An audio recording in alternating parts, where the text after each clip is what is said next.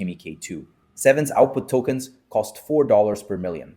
Kimi K3's cost $15, which is nearly 4 times the price, and the benchmark picture is way more complicated than that gap makes it sound. Both models dropped recently, and people are genuinely confused about whether K3 is worth the upgrade. So I went through 12 verified sources and compared them across 5 real tests. No vendor spin, just the actual numbers. If you're running generation-heavy workloads and you switch to K3, that price gap could cost you real money every single month. So whether K3 actually earns that premium is exactly what I'm figuring out here. All right, so who is this for? Developers, researchers, anyone literally hammering these models every day in production, because picking the wrong one hits your budget fast. And $15 per million output tokens versus K2.7 at $4 per million means that cost difference compounds really, really quickly. Test 1, real-time response speed. When a model is slow, you feel it. You're sitting there watching a spinner while your users bounce or your agent pipeline stalls, waiting on tokens that aren't coming. And on the Kimi API, K3 clocked a 207-second latency in one test, which is over 3 minutes just to start getting output. Okay, so what I found is honestly a mess.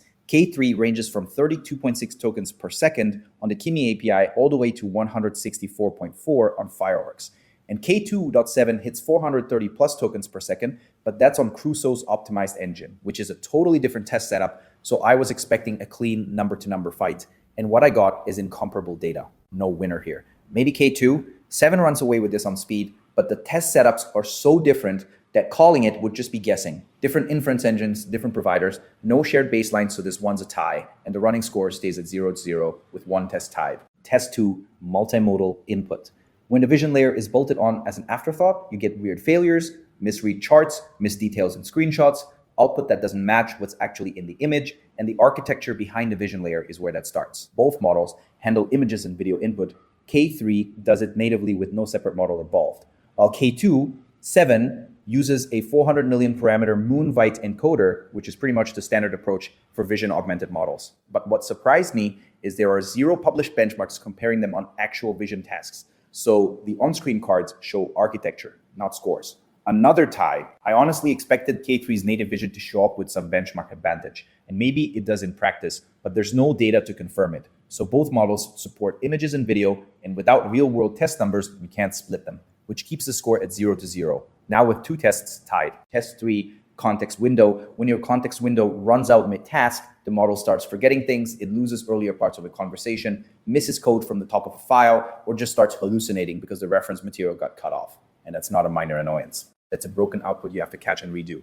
K3 comes in at 1,048,576 tokens, and K2.7 tops out at 256,000. So that's 4 times the context, and K3 prices it flat across the whole window with no surcharge, while K2.7's mandatory thinking mode burns through its context as it reasons, which I think is worth keeping in mind for long-running tasks. K3 takes this one. I expected the gap to be big, but 4 times the context with flat pricing is really hard to argue with if you're processing long documents or large code bases. K2.7 just hits a wall at 256,000 and K3 doesn't. So that's 1 for K3, 0 for K2.7, with 2 tests still tied. Test 4, pricing and cost efficiency. Bad choices here really compound. If you're running thousands of API calls a day and you pick the wrong model, you don't find out until the bill shows up. And output tokens are the big spend for most workloads, so the difference between $4 and $15 per million adds up to real dollars fast. K3 output is $15 per million tokens, K2.7 is $4 per million, so that's 3.75 times cheaper for K2.7, and on input, K3 is $3 per million uncached versus K2.7 at 95 cents. Though, one caveat is that K3's blended cost with high cache usage can drop to around $2.31 per million. So caching really does help if you can get the hit rate up. K2.7 wins pricing.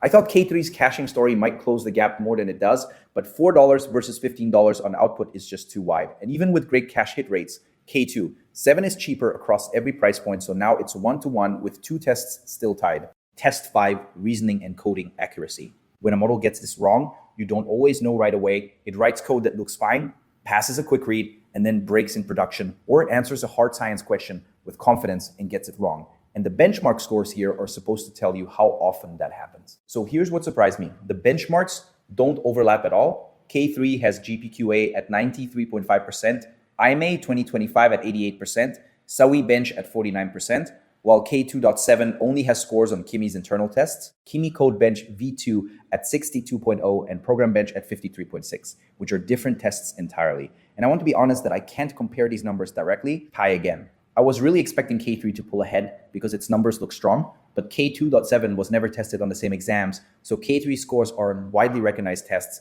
and K2.7s are internal, and we just can't call it. Final score, 1-1, 3 tests tied. Okay, so where does K3 clearly win?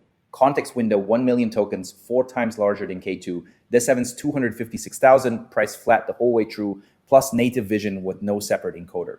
Published scores on real, widely recognized benchmarks like GPQA at 93.5% and IMA at 88%, which K2.7 just doesn't have. Now, where does K2.7 clearly win? Price, output tokens at $4 per million versus K3's $15 is a 3.75 times cost advantage. And that holds across input pricing too. So if you're running generation heavy workloads and you don't need a million token context, K2.7 is way cheaper, and that gap is not small. Honestly, I went into this expecting a clearer winner, and what I got is a genuine trade-off.